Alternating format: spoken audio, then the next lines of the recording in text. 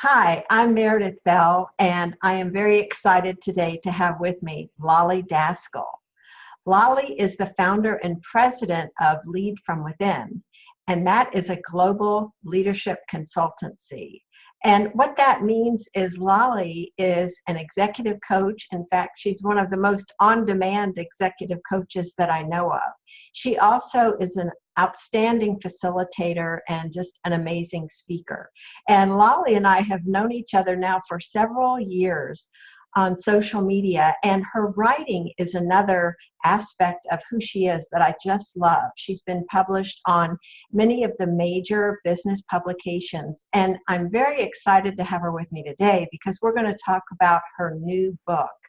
And she has consolidated some of her most important learnings from her work with clients in this book. It's called The Leadership Gap: What Gets Between You and Your Greatness. Lolly, why don't you show us your book? My book is right here, and yay! Great. So welcome. So glad to have you here. I'm so honored to be here. I love talking to you, Meredith. Oh, thank you. Well, one of the first questions I want to ask you is, you and I are both, avid readers, and that's putting it mildly. And there are so many books already out about the topic of leadership.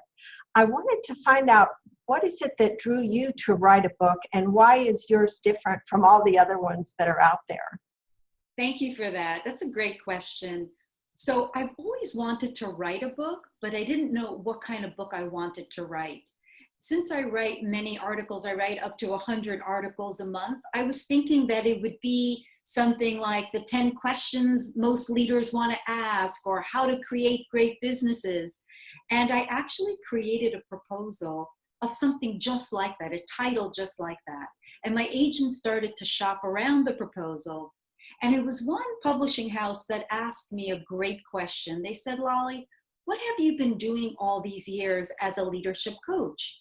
And I said, well, I've been teaching a rethink system with all my leaders, and I teach it to the organizations that I facilitate, do workshops with. And they said, why don't you write that book? And so that's how The Leadership Gap came about: what stands between you and your greatness. Well, and I love that title because we often think about, things to strive for and a specific way to be, but thinking about what's keeping us from being that great person. And I just love the word greatness too. I think that really says a lot about where we can go, because we settle too much for things that aren't great. And so thinking about what you just said on your book, I'd like to have you just tell us, before we delve into the book itself, what is it about your work with leaders, who you work with, the kind of coaching that you provide, that would help us understand how you came up with your material? So I coach Fortune 500 CEOs, and the past 5 years, I've moved on to entrepreneurs and startups and leaders of leaders, what I call people that are making an impact and people that are influencing the world. Now, the thing is that since I am a ferocious reader and I am a very curious person, many, many years ago, over 30 years ago, I read 3 books. I read a book by Viktor Frankl that was called The Man's Search for Meaning. I was introduced to Joseph Campbell, that I learned all about the myths of life. And then I was introduced to my guru, my mentor, to Carl Gustav Jung. And he taught me about archetypes, and he taught me about shadows. And when I read the accumulation of these 3 mentors and their books, something within me started to stir, and something within me made me think. And what came about was the people that I was coaching, they were suffering from shadows. They were suffering from certain gaps in their leadership, and yet they were certain archetypes. And I started to listen to my clients, and this is what I noticed, Meredith, that even though I was coaching in Europe, a client was talking to me about wanting to do great things in the world, but they suffered from confidence. Then I would go to Asia, and they would talk to me about not having the confidence they needed in order to lead millions of people in their organization. And whatever country I went to, whatever state I went to, I kept hearing the same pattern over and over again.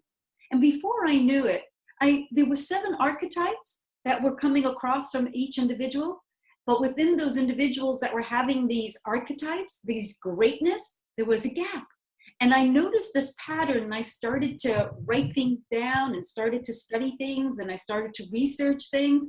And that's how I came up with the system. It wasn't something that I said, oh, you're this archetype. The leaders of leaders that I was coaching, the people that I was coaching around the world were telling me about the patterns. They were showing me their behaviors and what was happening that was causing them their greatness. And I was just the observer. I was the witness of what was going on, and yet I was just taking it down as research. And once I had all this data, once I had all this information, all of a sudden it was like, wow, this makes sense. This is happening across everyone. It doesn't matter if they're leading 10,000 people or they're leading 5. Everybody suffers from the same patterns. You know, that's so fascinating. To me, you have a gift that you're not totally acknowledging at this moment, but in saying you put it together, and that is being able to synthesize those observations, because some people are very good at handling a specific situation and addressing whatever, you know, issues are inherent in that work with that one leader. But to do what you did, which is to notice those patterns and then put them together, I think to me is just one of your gifts and strengths, and your ability to articulate them so well in the book is very compelling. I'm curious how you came up with or derived the gap that's associated with each of those archetypes. So in conversation, let's say, and it would be easier if I was to explain an archetype and then I can put it with a story maybe in order That'd be perfect. Yeah, why don't you pick just one? Because I know there are 7 and we don't have time to get into all of them. So pick one that you think would be relevant to most folks that would be watching this. Absolutely. So in one of my coaching with one of my clients, what I noticed was that people were coming to him with challenges, and as a leader, he thought he needed to solve everybody's problem. And he was exhausted and he was stressed, and it was costing him in his greatness, meaning he didn't have time to be who he needed to be because he was fixing everything around his organization. And so I introduced him to this concept that you have a choice. I said to him, you can stand in your greatness or you can lead from your gaps. And he said, what do you mean? So I explained to him about the 2 archetypes, the archetype of the navigator. The navigator is someone who people come to them for problems. People come when they're in crisis. And the navigator is very good at thinking of practical and pragmatic solutions. But guess what? They don't tell people what to do. What they do is they steer through a problem. They guide them through a problem. They coach them through a problem. They ask open-ended questions by listening, right? And because that is true, people trust this leader. People trust them. But the gap is that sometimes when people come to you with problems, what do? You want to fix it. You tell people what to do and how to do it and when to do it and why to do it. And when you do that, you come across as arrogant. You come across as disempowering people. But if you navigate, you empower people. So you always have you can always ask yourself this question, Meredith. You can ask yourself, do I want to stand in my greatness as a navigator, or do I want to lead from my gap as a fixer who comes across arrogant? Knowing this system, this little simple question can pivot you, can have you make a choice within the moment, what kind of leader you want to be, what kind of person you want to be. That's such an excellent example, and I love the way you framed it with those 2 questions, because I think that for all of us, we would choose the greatness aspect, and yet in a moment we can fall into an old habit. Or like you had mentioned when you and I were talking, the idea of stress can cause us to revert to a way of being that doesn't serve us or others as effectively. So what would you suggest for someone when they're faced with these 2 choices? How do you navigate through that process of choosing the better way? Okay. First of all, great questions, Meredith. So I'm happy you're asking this because I'm sure it's on everybody's mind. What do you do, right? This is true for all of us. And like you said so brilliantly, it happens when we're stressed. Nobody wants to walk around saying, I'm arrogant, I'm a fixer, right? But it happens when we're stressed. We're having when all these distractions and everything is coming to us all at once. You just want to get rid of things. So what do? You fix it. But how do you leverage the fixer? That's the million-dollar question, right? What do you do? The first thing is you have to fix the fixer. Now, what do I mean by that is you have to find out what are the trigger points of being a fixer. For most of us, me included, for most of us who are fixers, there's a reason why we are fixers. We want to be appreciated. We want to be validated. We want people to recognize us for our qualities. So what we do is when someone comes with a problem, all of a sudden we're going to tell them what to do because, wow, they're going to appreciate us. They're going to recognize how smart we are. And what we have to do is draw the line in the sand and say, you know what? If someone comes to us with a problem, I don't need to be liked, appreciated, and loved in this moment. I would rather empower them. So the first thing I need to do is stop and listen. Listen to what someone is saying. Ask open-ended questions instead of jumping in and trying to fix it. You'll be more validated. You'll be more appreciated. You'll be more recognized for being a great navigator than being a fixer in the moment. So that's a very powerful thing that you could do. You know, as I was hearing you describe that, of course, I'm nodding. Absolutely, that is true. And I think that that is great advice for all 7 of the archetypes.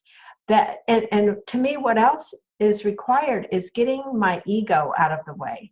I have to set aside what that part of me might be driving me to say or do at that moment out of a need for gratifying myself. If I can focus on really what will serve this other person the best or this group of people the best, it seems like that's a theme that runs throughout all of your archetypes, and the gaps in terms of solving that is this whole focus on what others might need from me at the moment that wouldn't be necessarily a quick fix.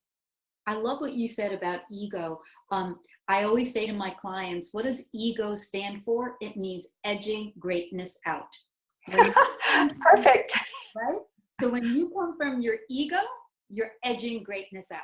But when you come with a servant heart, if you're thinking about others, you're serving others, it gives you everything that you want in life. It gives you greatness. And I want to clarify what I mean by greatness. When I talk about greatness, I mean meaning, I mean purpose, I mean significance. In a way, it's about what you're meant to do in the world. That's what I mean by greatness. And I don't mean, I'm not talking about greatness and success. I'm talking about what you long for and what you yearn for. That's what I mean when I talk about success. And that's what I mean when I talk about greatness. Yes, and that comes across so clearly in your writing in terms of who you are and what you're really devoted to helping your clients do. And one of the things I also love about the book is the way you balance, leading from within as far as your heart as well as your head. Those 2 aspects really seem to be equally important for you, whereas in business that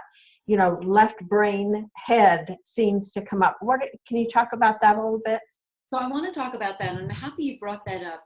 See, most people always concentrate, either talk about only your strength and don't talk about your weaknesses. Talk about how great you are in personal relationships, but don't talk about the hard skills, soft skills, hard skills, good, bad, dark, light. People don't want to understand that in order to be a whole human being, we have to be all of it. We have to take our mind and we have to take our heart. We have to take what's great and we have to leverage our gaps. We have to take what's dark about us and what's light about us and encompass all of that and embody all of that, because otherwise we're fragmented human beings and a whole person is an integration of everything. So I think the head is just as important as the heart. And I think the heart is just important as the head, but also the greatness and the gaps play the same importance. And I love that's such a key point related to the gaps, because and the thoughts that were going through my mind, or the words were judging, self-criticism. We're constantly evaluating something as good or bad. And I think we can fall into being critical of ourselves if we start seeing these gaps as a bad thing, as opposed to what you've described them as, an area of becoming more self-aware, so that you don't have to be afraid of it, or denying it, or pretending that it's not a part of who you are. So what would be some encouragement that you could give people about embracing those gaps, so that we can move away from that negative feeling about them? So one thing to understand about our gaps is also a learning lesson. They're our teachers, right? If we don't like something awful in someone else, it means that sometimes when we're under stress, we're acting that way. If something bothers us about someone, it's saying it's within us too. I think our gaps, more than anything else, teach us more about who we are when we're not at our best than our greatness, because it's easy to help someone, to be of service to someone, because it comes easy to us. But when life gets complicated, and it does, how do we show up? Do we show up in our greatness, or do we lead from our gaps? Most of us tend to lead from our gaps because we're stressed out and we want to get it right and we want to be in control. And so when we do that, we mean well, but we're still leading from our gaps. And so what I mean by leveraging is, I really want people to learn how to embrace all parts of yourself. I'm not perfect, but let's celebrate my imperfections too. That's what our gaps are. I love that. And I think when I look at the totality of your book and what you've produced, it's such a wonderful guide for people, because you're very clear about what the archetype is and then what the gap is. But your stories are just profound. And you have so many of them, so there's no misunderstanding, or it's not at the conceptual level. It's not like it's academic.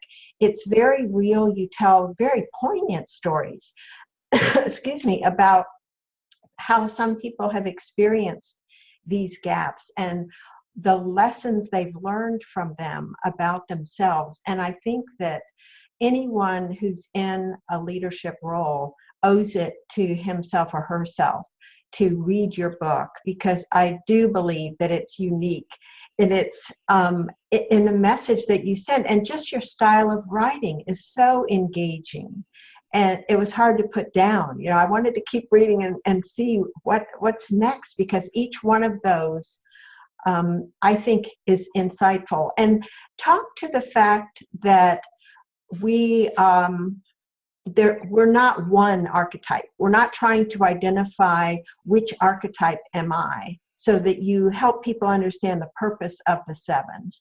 I'm so happy that you asked that, because most people will be thinking, Meredith, which archetype am I? Let me read this book because I need to know which archetype.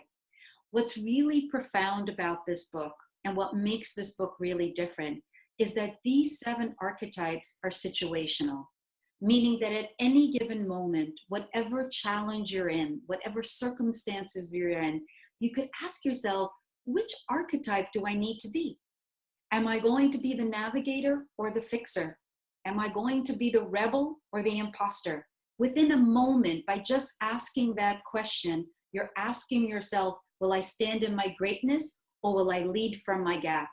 And if you could make that choice, you could unleash the greatness within you. You can, and that's what makes this so great. Learn the rethink system so you can choose how you live your life. That's great. I love that, because the other takeaway is there are so much value in what you're teaching in your book, which is so practical, but it also applies just to our everyday lives. It's not like we're compartmentalizing ourselves as I'm a leader, so this only applies to work. It's how we're showing up in the world in every aspect of our lives. And I think it's profound. It's one of those books that as you read it, you start thinking of specific situations in your own life that you've been at one extreme or the other, the very best of greatness or the very worst of the other. Whether you've behaved that way or not, there you identify with it because you have thought these things. And then after reading it, there was still that, and to me, that's a sign of a good book.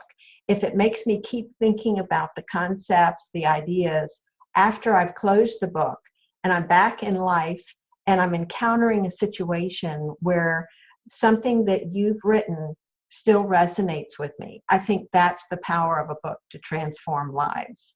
And I think that's the kind of book that you've written. And I'm so grateful to you for having put forth the effort and the thought in all of the things that you've written, the stories as well as the structure, to make it so memorable. Thank you so much, Meredith. It's life's work, right? And absolutely. The stories that I have lived with individuals that were seeking greatness themselves, it's their lives that are in this book. So tell us how we can get a copy of your book. So you can go to the leadershipgapbook.com and you could order the book and order it for anybody that loves and breathes leadership and anybody that wants to make an impact in the world and wants to make a difference in the world. And I think that's everyone.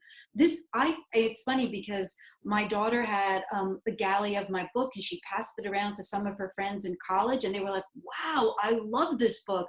This makes sense for me. So it's 18-year-olds to 90-year-olds and beyond.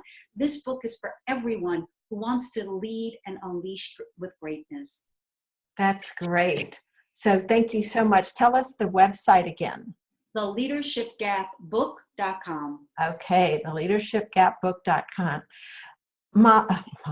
Lolly, thank you so much for being with me today and sharing the essence of your book as well as the essence of who you are. You're just a remarkable human being, and we're so lucky that you have synthesized all this information in such an important book that I hope everyone listening here will read and buy a copy for those others that are important to them. All the nice things you said about me lives within you. Thank you, Meredith. Greatness lies within you. Thank you, Lolly.